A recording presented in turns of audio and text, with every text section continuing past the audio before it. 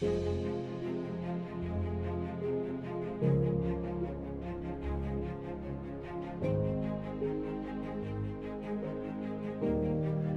tingnan natin in particular, ito titingnan po natin in details, yung tatlong bahagi, areas where we can sow.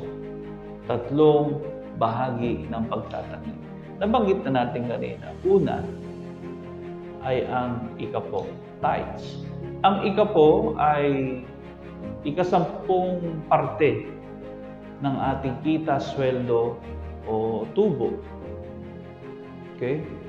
So, ang tithes o ang ikapo ay hindi sa atin galing, kundi ito ay itinuro ng Bible at ginagawa ng mga naniniwala sa Diyos.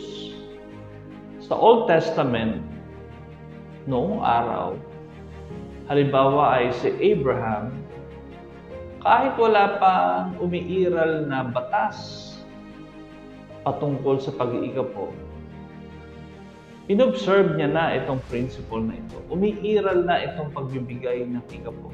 Kung titignan natin yan sa Genesis chapter 14, verse 18 hanggang 20, ay makikita natin doon, basahin natin, sinalubong din siya ni Melchizedek, hari ng Salem at saserdote ng kataas-taasang Diyos.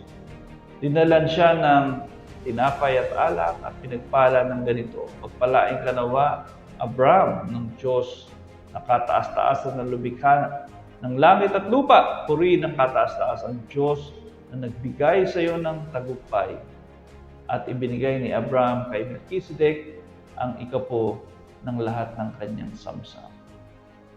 Not much is said about Melchizedek, pero si Melchizedek is a priest. Siya ay isang saserdote ng kataas-taasang Diyos. He is the man of God. So dito po, after na nagkaroon ng victory, pagtatagumpay si Abraham mula sa kanyang pagsakop sa isang lupain, lahat ng kanyang nasamsam, ibig sabihin, yun ay demonstration ng kanyang victory. Sinasabi niya na hindi ito tagumpay ko lang. Kaya narating ko to, kaya nangyari ito. It is because of God. O kaya sabi niya sa verse 20, purihin ng Diyos. Sabi ni Melchizedek, purihin ang kataas-taasang Diyos na nagbigay sa iyo ng tagumpay. So, dito, yung pagbibigay ni Abraham kay Melchizedek, it's an expression na ina-acknowledge, kinikilala ni Abraham na yung tagumpay niya galing sa Diyos. Kaya napakahalaga nito na ang Diyos ang nagpapala sa gawa ng ating mga kamay. Nagbibigay ng karunungan, opportunity, ability para tayo ay kumita at mabuhay. Kaya kapag nagtitithes tayo, ay we are saying, Lord, it's because of you na meron ako ng lahat ng ito. Kaya napakaganda po dito na kapag tayo ay nag-iikapo at sinusuporta ng pangailangan ng mga pastor, mga manggagawa, mga naglalaan ng kanilang buong panahon sa paglilingkod, at tayo ay sumusuporta sa mga gastusin ng ating church. Alam niyo, in the Old Testament, yung mga Levita, sila ay tumatanggap ng ikapo.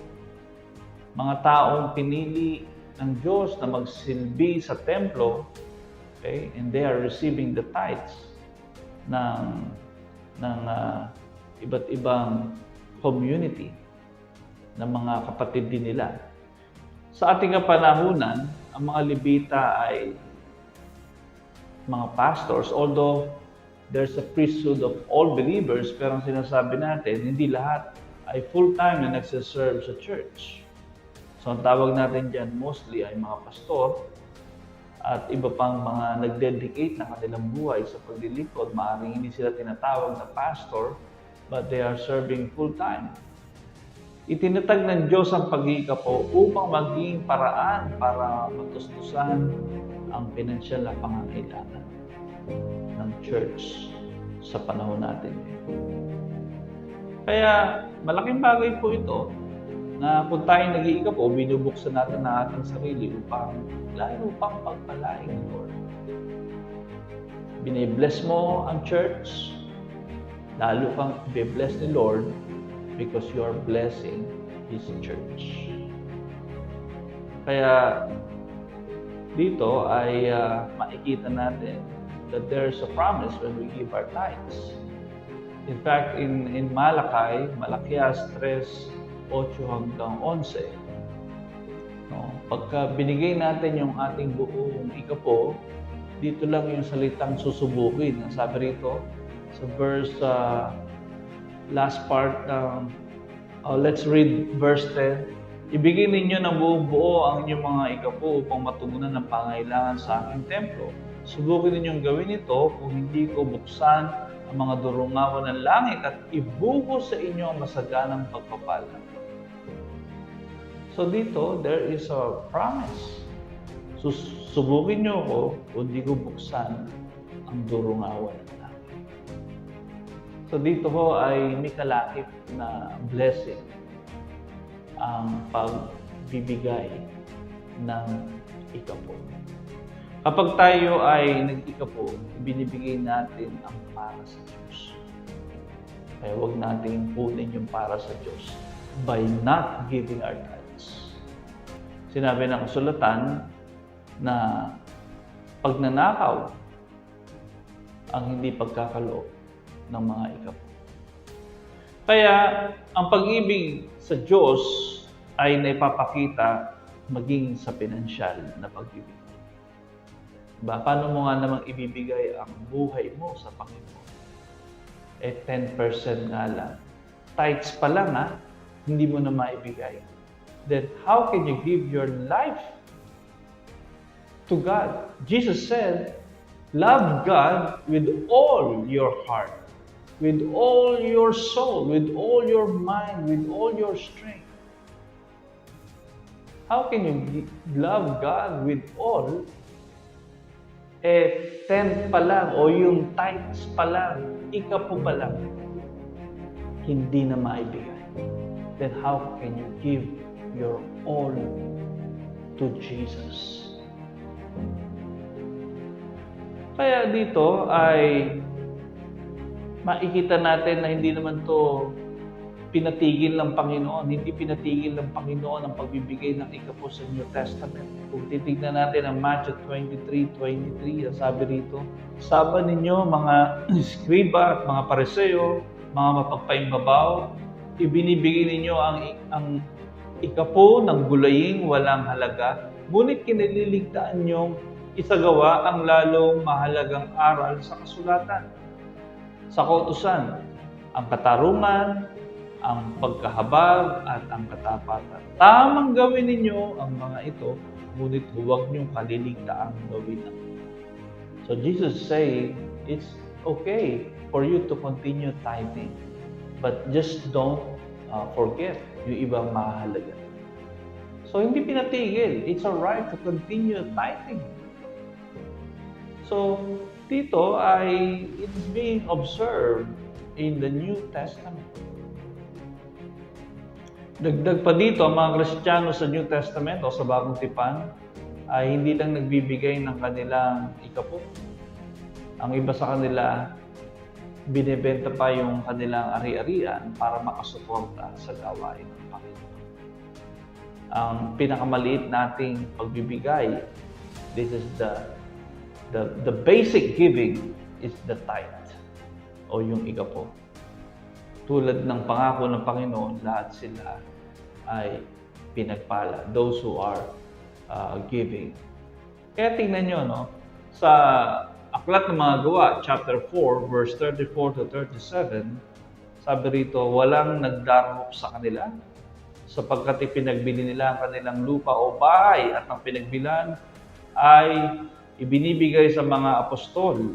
Ipinamamahagi naman ito ayon sa pangangailangan ng bawat isa. Gayon ang ginawa ni Jose, isang Levitang taga Chipre, kaya't Bernabe ang itinaguri sa kanya ng mga apostol, ibig sabihin, matulungin. Pinagbili niya ang kanyang bukid at ibinigay sa mga apostol ang pinagbilan. Wow! Ang pagbibigay ay masasabi rin natin isang pagsubok ng pananampalataya. How much do you trust God? How much do you love God? Then it should be reflected. Dapat makita yan sa pagbibigay mo. Makikita natin sa Acts o Aklat ng Mga Gawa, chapter 4, nangailangan ng mga believers. May mga believers na mayroong pangailangan. But those who are enabled by God, may property sila, hinayaan nila na mag-glorify ang Diyos sa kanilang property by giving it to those who are in need in the community of faith. Pinadaan nila sa apostle. So dito makikita natin na it takes faith to do this. You will not give your tithes if you don't trust God. If you don't have faith in Him. Madaling sabihin na, Panginoon, salamat po, naniniwala ako na pag namatay ako ay mapupunta sa inyo. Pero, Lord, can you say that, Lord, naniniwala rin po ako na even if I give my tithes, hindi mo ako iwanan, hindi mo ako pababayaan. So the reason why these early believers can sell their possessions, their properties, it is because they are in the disposition of receiving. Sila ay patuloy na tumatanggap ng pagpapala sa Panginoon. That's why they can continue to give. So paano ka nagbibigay ng iyong ikapo? No, paano nga ba tayo dapat magbigay ng ating tithes? Kung ikaw ay isang empleyado, halimbawa, kumita ka ng 1,000. So your tithe should be 100 because that is the 10%. Okay? Ang iba kasi ganito, pag sweldo, ibabawas muna nila yung mga pagkakautang nila na sila rin naman ang nakinabang. No? Tinanggal muna yung pambayad sa kuryente, sa lahat, hanggang sa wala nang natira, wala nang maibigay na tithes. So dito ay makikita natin yung prinsipyong dapat una ang Panginoon. The moment we receive something, we should separate the portion that is for God. Ayan. Kaya yung iba, hindi tithes ang binibigay sa Lord. Tip lang. So, dito, kung ikaw naman ay isang negosyante o ikaw ay employer, may business ka, at nagkaroon ka ng sales o nagkaroon ka ng benta, nagkaroon ka ng gross income halimbawa na 10,000. So, maaaring ibawas mo yung operational expenses, sweldo sa tao, bayad sa upa. So, lahat ng operational expenses, so kung halimbawa ang net income na natira sa iyo ay 3,000, then your tithes should be 300 pesos. So, ang hamon sa pag-ikapo ay kung paano mo maibibigay ang buhay mo sa Diyos.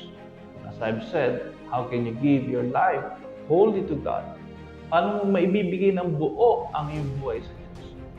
Kung sa tithes pa lang, hindi mo na maibigay. So, pangalawa na dapat nating itanim ay hindi lang tithes. Meron din tinatawag na offering o handog na kaloob. Ang offering o handog na kaloob ay ang ating ibinibigay after na maibigay na natin ang ating tithes. So ano mang binibigay natin na sobra sa ating ikapo, ang tawag doon ay offering or tithes. In the Old Testament, ang kanilang binibigay na handog ay hayop. Ito ay araw-araw nilang ginagawa upang magkaroon ng pansamantalang kabayaran para sa kanilang kasalanan. Makikita natin yan sa Hebrew chapter 10 verse 11. They always, every day they offer, they sacrifice yung mga hayop. Ngayon, in the New Testament, it's no longer applicable because Jesus died for us. So yung animal sacrifice in the Old Testament, ito ay anino, foreshadow ng magiging ultimate sacrifice ni Jesus. Kung sa Old Testament, animal ang sinasacrifice, in the New Testament, it was the person of Jesus Christ ang nais-sacrifice doon sa krus para sa kabayaran ng ating kasalanan. Kaya dito, kung titignan natin yung John chapter 1 verse 29, ang sabi ron, si Jesus ang kordero ng Diyos na nag-aalis ng kasalanan ng sanlibutan. Ngayon, hindi na natin kailangan ng hayop para ihandog, para magkaroon ng kapatawaran ng ating kasalanan. Hindi na natin kailangan ng animal sacrifice because Jesus Christ already sacrificed Himself for us.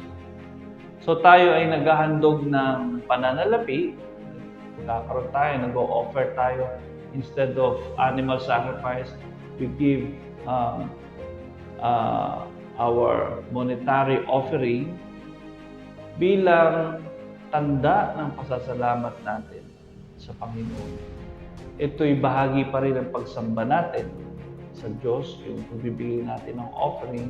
But in our context, instead of animal sacrifice, we give monetary o pera ang ating ino-offer, pinagkakaloob para makatulong sa iglesia bilang pasasalamat natin sa ginawa ng Panginoon sa buhay natin. Kaya makikita natin yan, sabi ni Pablo sa 1 Corinthians chapter 16 verse 1 and 2, tungkol naman sa tulong sa mga kapatid sa Judea, gawin nyo ang tulad ng sinasabi ko sa mga iglesia sa Galacia. Tuwing unang araw ng Sanlinggo, magbukod na ang bawat isa ng halagang makakaya. At ipunin iyon upang hindi na kailanganin pang manghingi ng abuloy pagparya. So it has been the practice of New Testament church that they collect weekly offering para sa church expenses and other activities of the church. Again, hindi natin nakikita si Jesus. Pero kapag sinusuportahan natin ang ating church, which the head is Jesus Christ Himself, yun ay pagpapakita na rin ng pasasalamat, pagsamba at pagpapahalaga sa ating Panginoon. Yun. Kaya suportahan po natin ang ating church through our not only tithes but also through our offerings. Yan. Tandaan natin, napakalaki ng misyon na pinagagawa ni Lord. It's a global ministry, in fact. Go ye therefore and make disciples of all nations. Matthew 28 verse 19.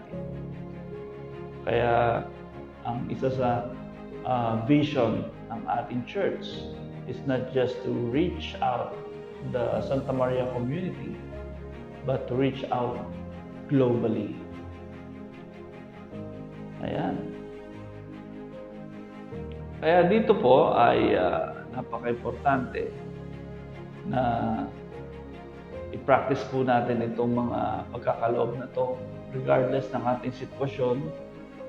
Kung titignan natin ang ilang mga sitwasyon ng Kristiyano sa New Testament, even though some of them are having a hard time, sila ay nagkaloob pa rin because what they see, hindi lang yung sarili nilang need, but they are seeing a greater need in the kingdom of God. Sa 2 Corinthians chapter 9, verse 6 to 7, sabi rito, Tandaan ninyo, ang nag-aasig ng kaunti ay mag-aani ng kaunti, ang nag-aasig naman ng marami ay mag-aani ng marami. Bawat isa ay dapat magbigay ayon sa sariling pasya. Maluwag ang puso, maluwag ang loob, at di napipilitan lamang sapagkat ang ibig ng Diyos ay kusang pagkakaloob.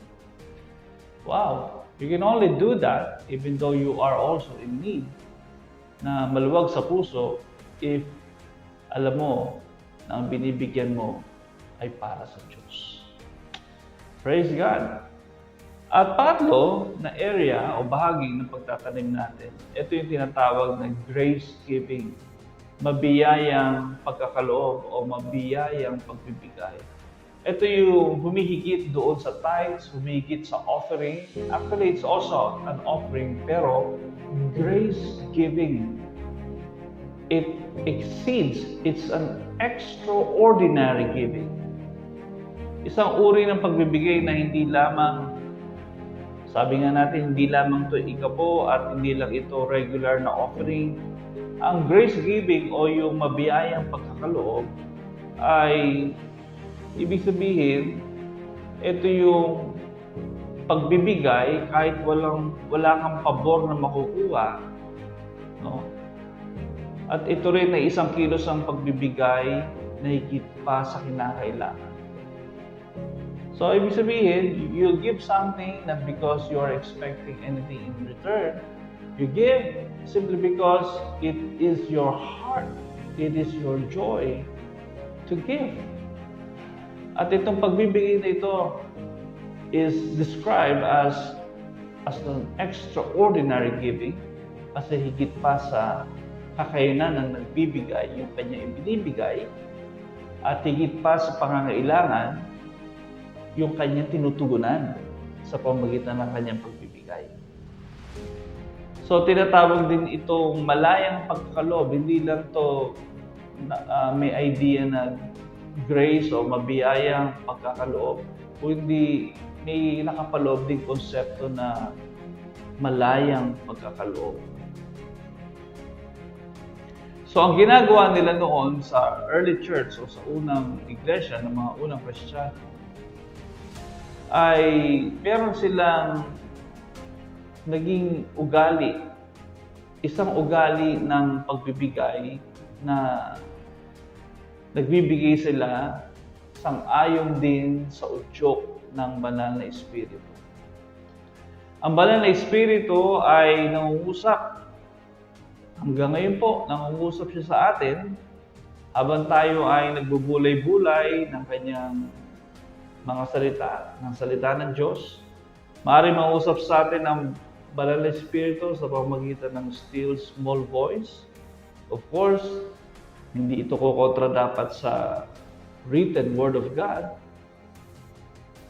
At maaaring din siyang mangusap gamit ang ibang tao. No? He can use the community of believers to convey a message to us. Okay? At ang Espiritu ay nangungusap sa ating mga puso at isipan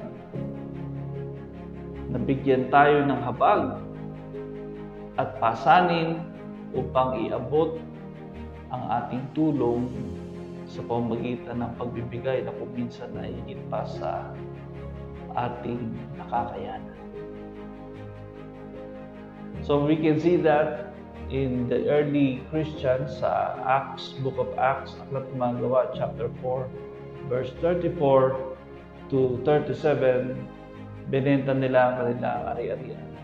Pinagbilhan, binigay sa mga apostol, at pinamahagi naman ayon sa pangangailangan. So tulad noong pinahalagahan ni Jesus ang isang balok o isang widow na naghulog ng 2 kusing sa lalagyan ng handog, bagamat maliit na halaga ito, ngunit ito lamang ang meron siya. Si Jesus ay hindi humanga sa mga nagbigay ng malaking halaga sapagkat nagbigay lang sila ng kanilang sobra. Sa kabilang banda, ang balo ay nagbigay sa kabila ng kanyang kahirapan at ito'y kinalugdan ng Diyos. Ang sabi ng Marcos chapter 12 verse 42 to 44, lumapit naman ng isang babaeng balo at naghulog ng 2 pusi na katumbas ng isang pera. Tinawag ni Jesus ang kanyang mga alagad at kanyang sinabi, "Sinasabi ko sa inyo, ang dukhang balong iyon ay naghulog ng higit sa kanilang lahat, sapagkat ang iba'y nagaloob ng bahagi lamang ng hindi na nila kailangan. Ngunit ibinigay ng balong ito na dukhang-dukha ang buo niyang ikabubuhay." Habang binubuksan ninyo ang inyong mga puso sa grace giving o mabiyayang pagkakaloob, ay magsisimulang mag-usap ang banal na Espiritu. Ang isang nakaupo sa tabi mo ay maaring may pangangailangan. Ang Espiritu ay mangungusap sa atin minsan na bigyan yung ating katabi. Kung susundin mo ang tinig na yan, ikaw ay magiging daluyan ng pag-ibig at pagpapala ng Diyos. Maari na pinaparamdam sa iyo ng Espiritu na bigyan mo ng kaloob o gift, offering, ang iyong BG leader o sinumang kapatid na inilalagay ng Panginoon sa puso at isip mo. Maaaring you saw someone in the church, but maybe the Holy Spirit is prompting you to give something to that person. Ayun, kapag sinunod po natin yon, we become a channel of blessing. And when we become a channel of blessing to others, lagi tayong padadaluyan ng pagpapala. Tayong unang tatanggap ng blessing because tayo ay nagiging daluyan sa iba. So, alam niyo, sa ating church, ang tawag natin dyan ay Pentecostal handshake. Ang Pentecostal handshake, yan yung kapag nakipagkamay ka o nakipag-shake hands ka, okay? Merong nakaipit na pera dun sa kamay mo, kaya kapag kinamayan mo, yung tao na yon, yung pera sa palad mo, naiiwan sa kanya. So that's the term we use, Pentecostal handshake. Ayan. Maaaring kinikilos ka ng Espiritu na ibahagi mo ang iyong pagkain sa kapitbahay mo upang mag-build ng relationship o para makapagdala sa kanya later on kay Jesus, then that's good. Ang grace giving o mabiyayang pagkakaloob ay maaaring maggamit sa lahat ng oras, sa anong lugar, maaaring pang-isahan, one-on-one o pang-maramihan. Ito ay isang pag-uugali na maaari nating paunlarin kung nais nating ang ating pagbibigay ay hindi maging pangkat. You want to be an extraordinary channel of blessing. So, we need to practice it. Maging sensitive tayo to the promptings o sa leading sa pangungusap ng Holy Spirit when it comes to giving to other people. Ang mabiyayang pagbibigay ay kahit anong halaga. It doesn't mean na may certain amount, kundi yung pagbibigay na alam mong merong kurot sa'yo.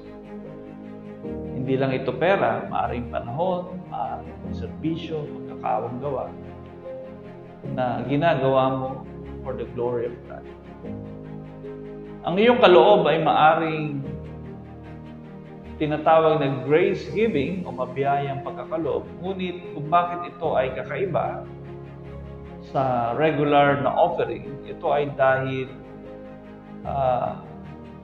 yung halaga nito is it really giving you a sacrifice. Kumbaga, kaya ito tinatawag na grace giving because ito yung nagbibigay ka sa punto na nararamdaman mo yung, sabi ko nga kanina, yung turot. No? Kumbaga, may impact sa'yo yung binibigay mo niya. Ramdam mo yung binibigay mo. Okay. Iba kasi yung nagbigay ka nang hindi mo kailangan. Maaaring ang laki ng binigay mong pera, pero hindi mo naman talaga kailangan yun. Pero yung nagbigay ka ng konti lang, katulad ng babaeng balo, pero yun lang yung pera mo. That means a lot. So, nakikita ni Lord yung value ng binibigay mo. Kaya dito ay makikita natin na in the New Testament, yung mga Macedonian giving sa 2 Corinthians chapter 8 verse 1 to 5. Sa kabila ng kanilang paghihirap, dumaranas sila ng matinding kahirapan. Sa kabila ng kanilang pagkikahos, sabi ron, masayang masaya pa rin sila at bukas ang palad sa pagbibigay. Why? Because sabi ron, binigay nila una kanilang sarili sa Panginoon at yun din sa mga apostles o doon sa community of faith. Sa pamamalakad natin, sa paglakad natin sa prinsipyo ng pagtatanim at pag-aani, maiwasan nating maging makasarili sa ating sarili, no? Maiwasan natin yung pagiging selfish if we practice the principle of sowing and reaping. The more you give, mas tinutulungan mo ang sarili mo na umiwas sa pagiging makasarili. The more you give, the more you acknowledge that everything you have comes from God. The more you give, it is an expression that you understand na tayo ay katiwala lang ng blessing na nanggagaling sa Diyos. Kaya dito ay paano natin sisimulan na gawin ang prinsipyo ng pagtatanim at pag-aani? How to start operating the principle of sowing and reaping? So number 1, ito para sa mga traditional, nakasanayan natin sa church is that we ask for a personalized envelope. That's good. No? I would still suggest that we get the envelope. And doon po ay nare-record yung ating tithes and offering, hindi para i-post, hindi para pag-usapan, hindi it's our personal accountability na ito na yung nabibigay mo. But also, sa panahon natin ngayon, some are more convenient to give through mobile phone, no? So sa pamamagitan ng GCash or wire transfer. So it's also okay, but the point is we need to be decisive, magkaroon tayo ng matibay na pagdidesisyon. I will start giving. Okay? I will start giving today. No? Maring simulan mo yan by asking envelope, o kahit wala ka pang envelope, practice it right away. Pangalawa, huwag ipagpaliban ang pagbibigay ng iyong tithes and offering. No? Magkaroon ka ng blessing, tumanggap ka, huwag mo nang, next week ko na ibibigay o sa susunod na. No, don't delay your giving because kapag itinabi mo yan, tinago mo pa, tendency ay magasta mo yan. At the end of the day, hindi ka na makakapag-tithes, hindi ka na makakapag-offering. So once you receive a blessing, bigay mo na kagad yung para sa Panginoon. Sumunod, let's be sensitive. Maging sensitibo tayo sa udyok o sa bulong ng banal na espiritu tungkol sa magkano ang ating ibibigay. No, importante po yan. Maring God wants you to give more because He is positioning you to receive more. So let us be sensitive to the Holy Spirit. Maybe the Holy Spirit wants you to give something to that person beside you. Okay? Maring may need yun. That person is praying. And maybe you are chosen by the Lord na maging daluyan ang sagot niya para dun sa panalangin ng kapatid. You know, I've done that many times. And ako rin ay na-experience ko yan many times. Hindi lang yung ako ang nagbibigay, kundi ako rin yung tumatanggap. Sa maraming pagkakataon, I pray to God, out of the blue, someone will be touched by the Lord to give sa akin in answer to my prayer. Sometimes I did it myself. I would just give a certain amount to someone, and that person is in fact praying for praying about his needs. And it so happened that I responded doon sa calling ng Panginoon to give. It's an awesome feeling, at wala akong katumbas na buhay natin ay nagiging daluyan ng biyaya ng Panginoon. Sumunod, huwag makialam sa iyong ikaput kaloob. Kapag ibinigay mo na, hindi na ito sa iyo.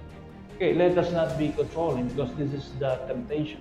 Kapag ka nagbigay tayo, lalo na kapag medyo malaki-laki yung binibigay natin, you become controlling, no?